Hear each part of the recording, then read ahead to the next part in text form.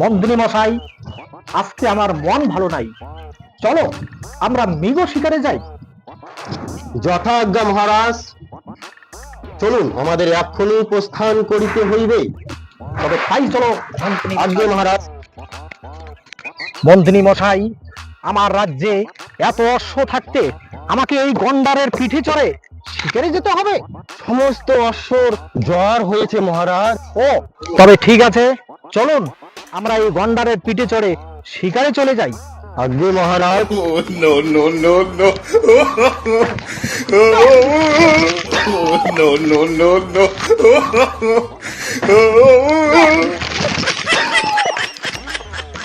মহারাজ, মহারাজ, আপনার কিছু হয়নি তো মহারাজ? উঠুন মহারাজ, উঠুন। কেউ দেখেনি তো মন্ত্রী মশাই? না না মহারাজ, কেউ দেখেনি। ওহো, তা এখানে উঁচু যদি জিনিস রাখতে, ওরে বাবা, আজকেও ব্যথা পাইলাম। অনেক কষ্টে, অনেক ব্যথা পাইয়া গন্ডারের পিঠে চড়ে মৃগ শিকারে যাচ্ছি। মন্ত্রী মশাই, কেমন লাগতেছে তোমার? খুব খুশি খুশি লাগছে মহারাজ। ঠিক আছে, চলো। এই তো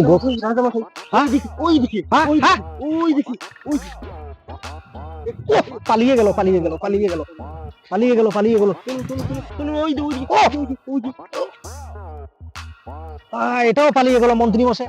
সারাটা দিন শিকার করতে করতে আমরা ক্লান্ত হয়ে পড়লাম মন্ত্রী মশাই। তৃষ্ণায় বুকটা ফেটে যাচ্ছে। যদি আশেপাশে কোথাও একটু জল পেতাম। চলেন মন্ত্রী মশাই, একটু জলের সন্ধান করি। আমরা তো এখনো পর্যন্ত কোনো মৃগ পেলাম না, কি বলেন? আজ্ঞে মহারাজ, তাই হোক। ওহ মন্ত্রী মশাই, ওই তো জল দেখা যাচ্ছে। চলুন আমরা ওখানে গিয়ে পিপাসা নিবারণ করি। মন্ত্রী মশাই, ওই যে লোকটা ওখানে যে দাঁড়িয়ে আছে, দেখেন তো ব্যাপারটা কি? আপনি একটু জানতো, গিয়ে দেখেন তো কি ব্যাপারটা আছে। এ জীবন আর আমি রাখতে চাই না, এই রাজ্যে আর আমি বাঁচতে চাই না। আমার বউয়ের হাতে আমি মার খেয়েছি, এ জীবন আর আমি রাখতে চাই না। আমি এর জীবন রাখতে চাই না, রাখতে চাই না, আমি এর জীবন রাখতে চাই না। আপনার সমস্ত আমি বাঁচতে চাই না, আমি এর বাঁচতে চাই না, এই রাজ্যে আর আমি এর বাঁচতে চাই না। কি হয়েছে তোমার? মহারাজ, আমি আর বাঁচতে চাই না মহারাজ। মহারাজ, আমি আর বাঁচতে চাই না মহারাজ। সমস্যা সমাধান হবে তো? হবে। আমি বাঁচতে চাই না আর। কি হয়েছে তোমার? তুমি নির্ভয়ে স্পষ্ট ভাবে বলো। কি আর বলবো মহারাজ, দুঃখের কথা কি বলবো। আমার বউয়ের মোবাইল আমি রিচার্জ করে দেই না দেখা আমাকে কি বেধড়ক মারতেই না মারলো মহারাজ। এই জীবন আর আমি রাখতে চাই না মহারাজ, এই জীবন আর আমি রাখতে চাই না। মন্ত্রী মশাই, এনাকে আপনি এক্ষুনি রাজদরবারে নিয়ে যান এবং সেখানে গিয়ে বৈদ্য ডাকুন, এনাকে চিকিৎসা করে সুস্থ করুন। আজ্ঞে মহারাজ, যথা আজ্ঞা।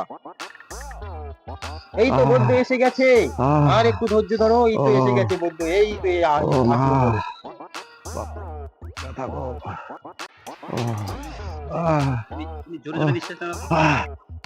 ও বাবা, ও এইখানে ব্যথা গো বদ্ধ সাহেব, এইখানে ব্যথা। ভয় পাবে না, আমি আছি তো, ভয় পাবে না। আমি মনে হয় আর বাঁচবো না।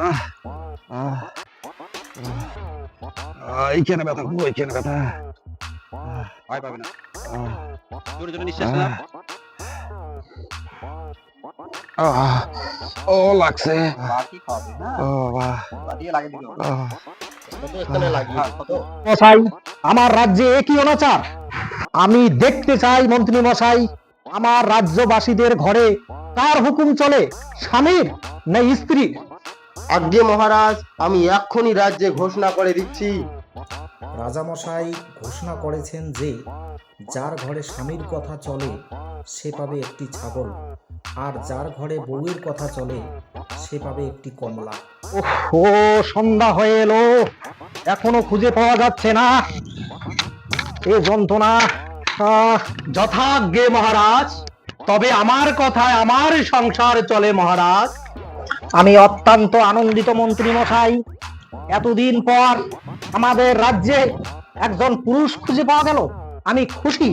সাব্বাস, সাব্বাস। যাও মন্ত্রী মশাই, এই পুরুষকে নিয়ে ছাগলশালা থেকে একটা কালো ছাগল দিয়ে দাও। যথাজ্ঞে মহারাজ। নমস্কার রাজামশাই, আমাকে কালো ছাগলের পরিবর্তে সাদা ছাগল দেন রাজামশাই। কেন? কারণ আমার বউ বলেছে কালো নাকি অশুভ, আর বলেছে সাদা হচ্ছে শান্তির প্রতীক, তাই আমাকে সাদা ছাগল দেন রাজামশাই। এ কি মন্ত্রী মশাই, এখানেও তো দেখতেছি বউয়ের কথায় সংসার চলে। খুব তাড়াতাড়ি ওর কাছ থেকে ছাগলটা নিয়ে নাও, আর ওকে একটা কমলা ধরিয়ে প্রাসাদ থেকে বিতাড়িত করো। আজ্ঞে মহারাজ, আমি একটা কথা বলতে চাই। বলুন, কি বলবেন? কথাটি হলো, আমার স্ত্রী বলল প্রজাদের যদি কমলার পরিবর্তে 5 কেজি করে চাল দেই তাহলে ওদের একটু বেশি সাশ্রয় হয়। এ কি মন্ত্রী মশাই, আপনিও তো দেখতেছি বউয়ের কথা মতো চলেন। তাহলে তো তোমাকেও একটা কমলা দেওয়া উচিত।